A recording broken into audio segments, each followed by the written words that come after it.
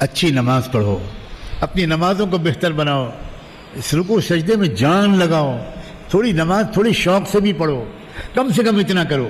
اب میری بات غور سے سننا، ہر نماز کے شروع کرنے سے پہلے، ہر نماز سے پہلے چپکے سے یہ دعا مانگ لو کہ اللہ اچھی نماز پڑھنے کی توفیق دے دے۔